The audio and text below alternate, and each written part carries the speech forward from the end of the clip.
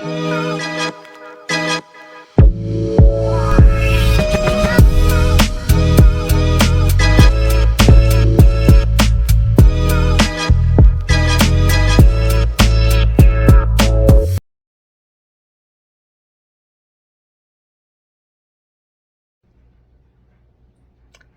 and welcome to our channel, Travel Thirsty Girls. I am one half of the Travel Thirsty Girls. I'm Megan. I am a travel nurse and I'm here to talk to you today about how to get started with travel nursing. I want to let you know how I got started and how I continued. So let's begin. A little bit about myself. I've been an RN for 31 years. I can't believe I'm saying that. And I never thought that I would be a travel nurse. I started my career rising up the ranks and doing the specialties I wanted to try. And I ended up in GI nursing, which I never thought I would. And I never thought that I would be a travel nurse. So I was up in the ranks as a unit director at a large urban GI lab, and I was approached through someone seeing my profile on LinkedIn. They contacted me and said, would you like to be an interim travel director? And I thought, there's no way that I want to do that. And once I started to get into asking some questions and the salary was revealed to me, I really started to really think about doing it. And it was during COVID, and I had known some people that have actually left nursing to pursue the COVID travel nursing, and they were doing very well. So I thought, well, I should probably give it some thought. So as it turned out, I did take that assignment. It was only 2 hours away from my home, which was very convenient because my better half, Lisa, was able to stay home with our dogs, and I was able to stay 2 hours away all week, Monday through Friday, come home Fridays, be home for the weekends, leave Sunday evening, and go back to work the following week. It was a 13-week assignment that turned into a 26-week assignment because they asked me to extend. It was a smaller hospital than what I was used to, very small town, and I felt like I really made a difference in that hospital, in that department, for the people, for the staff, and it was very rewarding. That's part of the reason why I'm still traveling now. The other reason is, of course, it's very lucrative.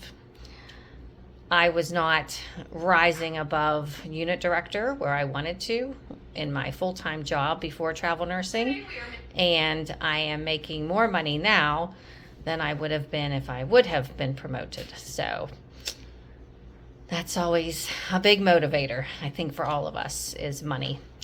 So that's how I got started, and I haven't stopped. That was November of 21 that I started. I did the interim travel director until the end of June of 22. That's when my assignment ended. I took some time off, personal time, to take care of my parents back in Pittsburgh. They were having some medical issues. Then I established a per diem job locally in Florida where I live. And after that, I took another assignment back in Pittsburgh, where I'm from. And that lasted 26 weeks because I was extended. So that was a staff nurse position, and it paid as much as my interim directorship did, which I was lucky because rates for travel nursing fluctuate. It depends on the economy, it depends on what's going on, it depends on, is COVID rampant, is the flu rampant, is it wintertime, is it summertime, is it somewhere nobody wants to be? There is a nursing shortage for sure. With the baby boomers all retiring, with COVID not making it any better, with so many nurses getting out of nursing, we have a real shortage. There has always been travel nursing, even before COVID. There were nurses that I graduated with that graduated nursing school and said, hey, I'm going to travel after I, spend some time in my specialty. So there's always been travel nursing. It just got really popular during COVID because there was a need and it was very lucrative. So back to how to get started.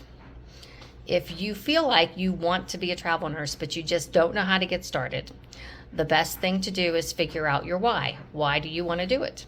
Do you want to travel and see different places? Do you want to get different experience in different facilities? Do you want to make a lot more money than you're making currently? Is it maybe all of those reasons? So if you really feel like you want to try it, then you need to do a few things. You need to go online and search for some companies that are travel companies that will represent you and hire you to do your travel nursing. There are hundreds of these companies, and the best thing to do is to get a referral from anyone you know that travels, to look online for reviews of these travel companies, and to really give credence to the reviews, because these are your fellow nurses writing these reviews, and they're going to tell you the good, the bad, and the ugly, and I would believe it when you read it. There's nothing worse than signing a contract with a company and then hearing crickets and having no help and not able to get a hold of anyone. So look at those reviews and really take into account what they're saying. And also, when you first start as a travel nurse, you really want a company that's going to basically hold your hand, at least for the first contract. You're going to want to know your first day instructions way ahead of time. You're going to want help with securing housing. You're going to want to make sure that the company tells you everything about what's expected of you at this assignment. So being a first-time traveler is a little scary, but as you go along, it gets a little bit easier and you get smarter as to what to look for, especially with your contracts. So the first thing that you want to do is to make sure that you have the prerequisites to be a travel nurse. You want to have at least 2 years of your nursing specialty. Facilities really don't want new nurses because they want nurses that have some experience in their specialty.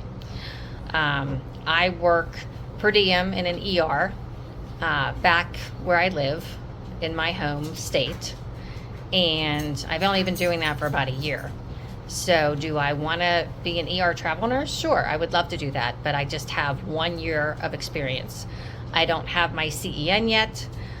So travel companies are not going to want to hire me because they want somebody that has at least 2 years of ER experience, recent experience. So I travel as a GI nurse because I have 21 years of GI experience. I can travel as a director and I can travel as a staff nurse. So you definitely want to have that experience before you start traveling. It makes you more appealing, and they will flat out tell you no if you don't have the experience. Next is you want to have some basic credentialing. You want to have your BLS for sure, your basic life support certification. If you're going to be doing cardiology, ICU, ER, anything where you'll be reading monitors, then you want to have your ACLS. That's your Advanced Cardiac Life Support Certification. If you're going to be in an area where you're treating adults and children, then you want to have your Pediatric Advanced Life Support or your PALS certification. It would be better if these certifications were through the American Heart Association. That is what facilities most often require. I was renewed previously through the Red Cross, and I had to go back and get certified through the AHA because they are picky about where your certifications come from. That being said, you definitely want to have a license for the state that you're applying in. If you live in a compact state, which I happen to be lucky enough to live in, I live in Florida, which is a compact licensed state. It's a little bit easier to choose jobs and to take jobs quickly. If you live in a state that's not compact and you pick a state that you need to get a license in, it can take anywhere from a month to 3 months to 6 months to get that license. Travel nursing jobs go quickly, especially if they're lucrative when they're posted. So you want to be able to have that license in hand for whatever job you're applying for. And that's just the facts. Since COVID, there's been a lot more traveling nurses, and nurses are continuing to travel, and those jobs go very quickly when they come up. So that's just a pointer to definitely either have your compact license or to have a wide array of licenses of where you're hoping to travel to. Also, you want to definitely look at a contract when they make you an offer. So you find a company, you scan their jobs, you find one that you want to apply to, you contact with a recruiter once you set up your profile on that online travel company website. Once you have all your credentials in there, then your recruiter can start to look for jobs for you and start applying you to jobs. So you have to kind of have all of your credentials all together and uploaded to these different sites before they can apply you to jobs. So it's a good idea to have a computer with everything saved on it in a certain folder or a thumb drive so that you can do that very quickly. Once that happens and you get an offer, you want to make sure that the offer is congruent with how much it's going to cost to live in that area. So before you say yes and sign on the dotted line, you want to research the area where the job is, see how much housing is, see how scarce housing is. You can look on Furnished Finders for a place, Airbnb. You can look online for the local newspaper for apartments for rent, furnished apartments. And also sometimes the facilities can give you ideas of where to look for housing. Some facilities even have housing that they can put you in. I've never done that, but I'm hearing that there are facilities out there like that. So before you sign a contract, you're going to make sure that you're going to make enough money that it's going to be worth it for you to travel. So this is just a little bit of how to get started. There is so much more to talk about with travel nursing, and I will be back in another video to talk about more tidbits on travel nursing. If you have any questions, please put it in the comments. If you have anything to add, if you have any ideas, I would love to hear from you all. We are so excited to be bringing you this information. We would like to answer questions. We would like to help anyone that's looking to be a travel nurse. And all you got to do is reach out in the comments and let us know. So here is one half of the Travel Thirsty Girls signing off for now. Stay thirsty.